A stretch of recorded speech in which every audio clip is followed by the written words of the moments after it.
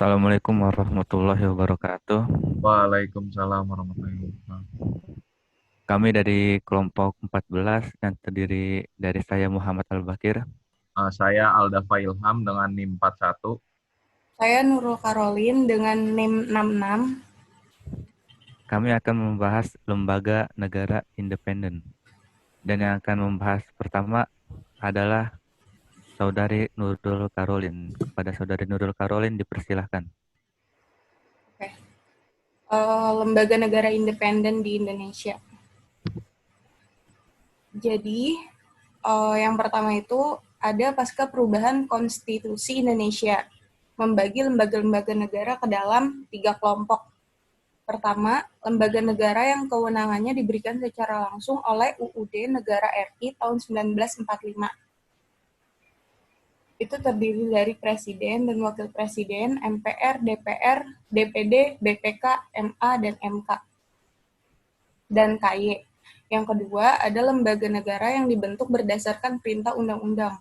Komisi Nasional Hak Asasi Manusia, ada Komisi Pemberantasan Komisi Penyiaran Indonesia KPI, Komisi Pengawasan Persaingan Usaha KPPU, Komisi Kebenaran dan Rekonsiliasi KKR, Komisi Nasional Perlindungan Anak Indonesia, Komnas Perlindungan Anak, Komisi Kepolisian Nasional, Komisi Kejaksaan, Dewan Pers, dan Dewan Pendidikan. Ketiga, lembaga negara yang dibentuk atas dasar perintah keputusan Presiden. Itu terdiri dari Komisi Ombudsman Nasional, Komisi Hukum Nasional, Komisi Nasional Anti Kekerasan Terhadap Perempuan, Dewan Maritim Nasional, Dewan Ekonomi Nasional, Dewan Pengembangan Usaha Nasional, Dewan Riset Nasional, Dewan Pembina Industri Strategis, Dewan Buku Nasional, serta lembaga-lembaga non-departemen. Selanjutnya ada 5 hal yang melandasi pembentukan negara bantu. Pertama itu karena rendahnya kredibilitas lembaga-lembaga negara yang telah ada. Yang kedua, tidak independennya lembaga-lembaga negara. Yang ketiga, ketidakmampuan lembaga-lembaga negara yang telah ada dalam menjalankan tugasnya. Yang keempat, adanya pengaruh global yang menunjukkan adanya kecenderungan beberapa negara untuk membentuk lembaga-lembaga negara tambahan. Yang kelima, adanya tekanan dari lembaga-lembaga internasional untuk membentuk lembaga-lembaga negara tambahan tersebut sebagai prasyarat menuju demokratis. Selanjutnya, prinsip-prinsip pembentukan lembaga negara independen adalah pertama ada prinsip konstitusionalisme, yang kedua ada prinsip check and balance, yang ketiga ada prinsip integrasi, yang keempat ada prinsip kemanfaatan bagi masyarakat.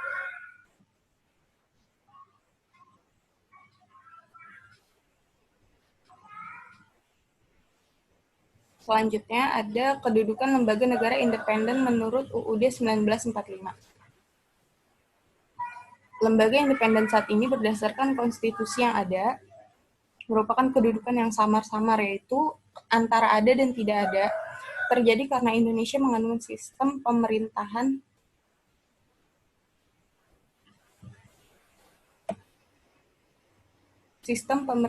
yang berdasarkan atas asas trias politika yang membagi kekuasaan pemerintahan menjadi 3, yaitu ada eksekutif, legislatif, yudikatif.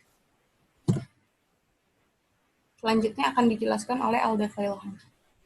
Yang ketiga ada check and balance antara lembaga tinggi negara dan lembaga independen negara.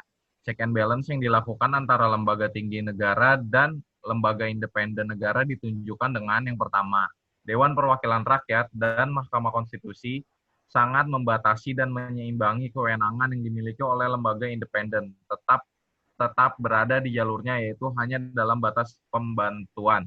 Yang kedua, Presiden dalam hal ini menjadi tujuan utama dalam pembatasan dan penyeimbangan yang dilakukan oleh lembaga independen. Yang ketiga, Mahkamah Konstitusi tidak tersentuh terkait pembatasan dan penyeimbangan yang dilakukan oleh lembaga independen negara. Begitu pula dengan parlemen atau DPR yang di dalamnya DPR, DPD, dan MPR.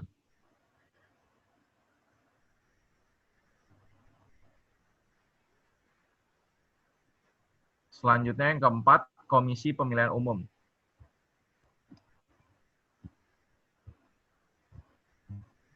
Salah satu hasil perubahan Undang-Undang Dasar 1945 adalah adanya ketentuan mengenai pemilihan umum atau pemilu dalam Undang-Undang 1945. Ketentuan ini dimaksudkan untuk memberi landasan hukum yang lebih kuat bagi pemilu sebagai salah satu wahana pelaksanaan kedaulatan rakyat dan pesta demokrasi yang besar di Indonesia. Dengan adanya ketentuan ini dalam Undang-Undang 1945, maka lebih menjamin waktu penyelenggaraan pemilu yaitu langsung, umum, bebas, jujur, dan rahasia, serta jujur dan adil, atau disingkat luber-judil. Selanjutnya akan dijelaskan oleh teman saya, saudara saya, Muhammad Al-Bakir. Oke, selanjutnya ada Bank Indonesia.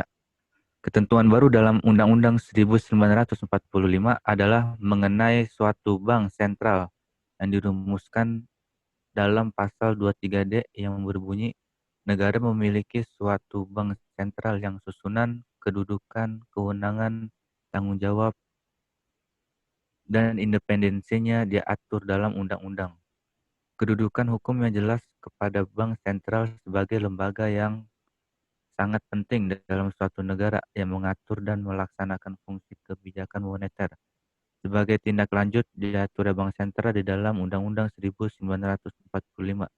Dikeluarkan Undang-Undang Nomor 3 Tahun 2004 tentang perubahan atas Undang-Undang RI Nomor 23 Tahun 1999 tentang Bank Indonesia. UU dapat disimpulkan bahwa lembaga independen merupakan suatu lembaga yang memiliki tugas dan wewenang sendiri tanpa adanya intervensi yang dilakukan oleh lembaga tinggi negara. Dalam hal ini yaitu eksekutif, legislatif maupun yudikatif.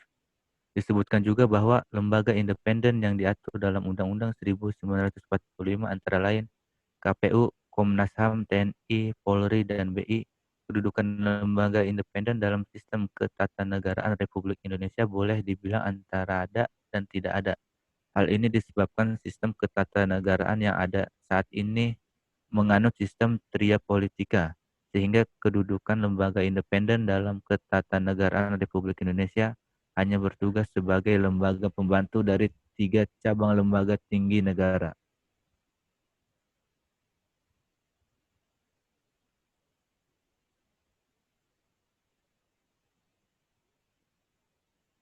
Oke, sekian dari presentasi dari kelompok kami. Bagi teman-teman yang ingin bertanya atau dari kelompok kami ada yang kurang, mohon komen dalam channel ini.